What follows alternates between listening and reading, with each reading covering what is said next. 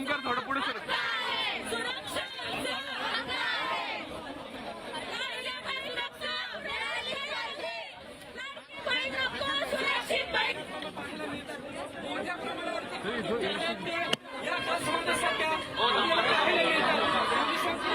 पाहणी जी आहे ती सध्या सुरू आहे.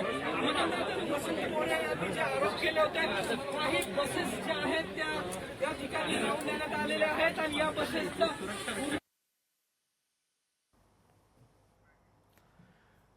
तर वसंत मोरे यांनी काही धक्कादायक दृश्य देखील माध्यमांना दाखवलेली आहे आणि खऱ्या अर्थानं ही दृश्य देखील आम्ही तुम्हाला दाखवतोय. अडगळीच्या ठिकाणी ज्या बस उभ्या आहेत त्या बसमध्ये काही अनैतिक प्रकार लेडीज गार्ड ज्या आहेत त्यांना व्यवस्थित ठेवा ना. आज महिलांवर काय होते असे काय सांगाल? काय नाही फक्त नाही एसटीची परिस्थिती पाहून एवढं बहुजन हित आहे बहुजन सुख आहे असं वाक्य आहे एसटीचं. वाटतं का तुम्हाला? काहीच नाही, बिलकुल नाही, बिलकुल ही अवस्था बघून तर नाहीच वाटत आहे. कारण इतकं म्हणजे गैरव्यवहार होतात महिलांच्या बाबतीत तर आम्हाला सुरक्षा ही पाहिजेच. 1,500 रुपये आम्हाला नको. आणि ही बस तुम्ही या व्यवस्थेसाठी लावलेली आहे का इथं? म्हणजे तुम्ही ह्याच्यासाठी कडक कारवाई केलीच पाहिजे.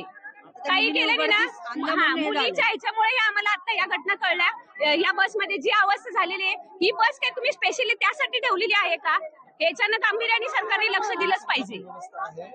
काय सांगाल सगळे? या सरकारचं करायचं काय? आणि डोकं वर पाय. या सरकारचं करायचं काय? आणि डोकं वर पाय.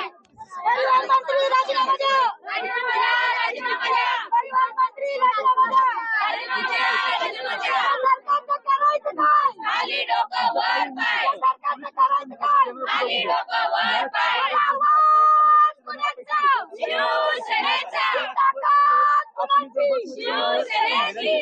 पुरुषांचे कपडे नको त्या वस्तू आहेत म्हणजे एवढं बेकार परिस्थिती आहे.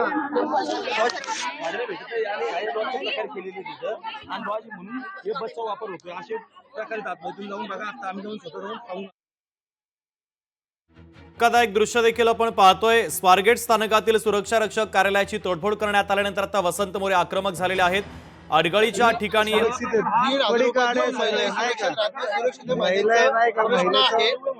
व्यवस्थित त्यांनी केला पाहिजे. महिला सुरक्षिततेचा प्रश्न त्यांनी व्यवस्थित केला पाहिजे. 1,500 रुपयातून महिला काही सुरक्षित नाहीये.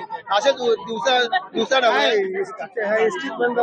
एसटी मध्ये आतमध्ये गेलो आम्ही. महिलांचे कपडे पुरुषांचे कपडे कंडमचे पाकिटे लोक तेवढे घाण वस्तू काढलेले आहेत. म्हणजे लॉज म्हणून हा बसचा प्रकार वापरला जातोय. इथं कुठल्या डब्याचा सीसीटीव्ही नाहीये. आता महाराष्ट्राच्या विधान परिषदेच्या उपसभापती येऊन गेल्या. फक्त शो शायनिंग करायचं विचारपूस करायची आणि जायची. त्यांनी आजपर्यंत महिलांच्या बाबतीत कुठली शौचालय बांधली कुठली महिलांच्यासाठी सुरक्षिततेसाठी कॅमेरे लावलेत कोणी शहरात काही नाही. फक्त चॅनल समोर यायचं बडबडायचं आणि महिलांचे दुर्लक्ष द्यायचं आणि महिलांचा फक्त मतासाठी काहीतरी वापर करायचा आणि जनतेला दिशाभूल करायची हे काम शासनाचं चाललेलं आहे. तर आता महिला रस्त्यावरती उतरतील आणि यांना धडा शिकवतील ही वेळ आलेली.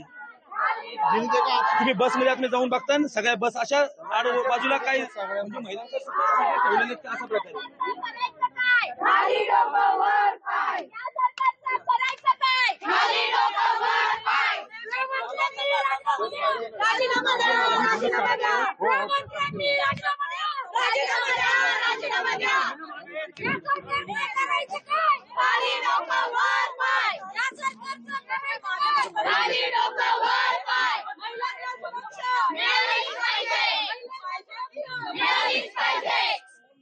बोला बोल.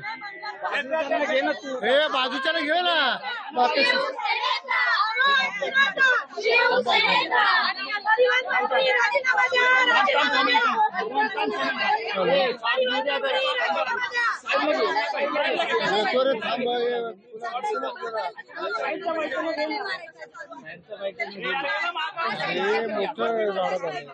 सुरक्षा केबिन कशाला पाहिजे?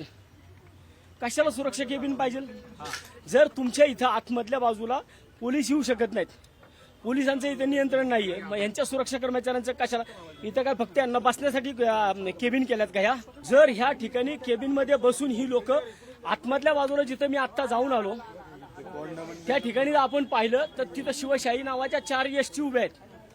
4 एसटींचं ह्या लोकांनी लॉजिंग केलंय.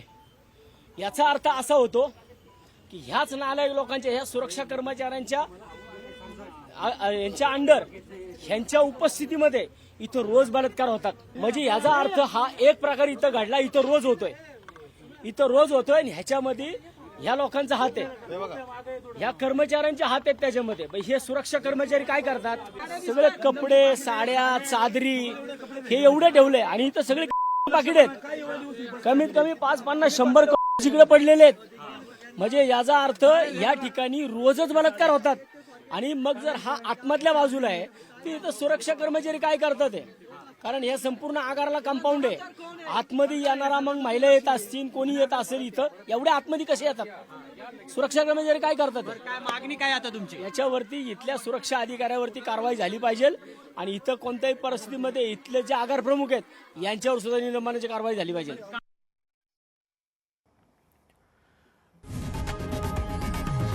लोकशाही मराठी ऐका, पहा, जागरूक रहा.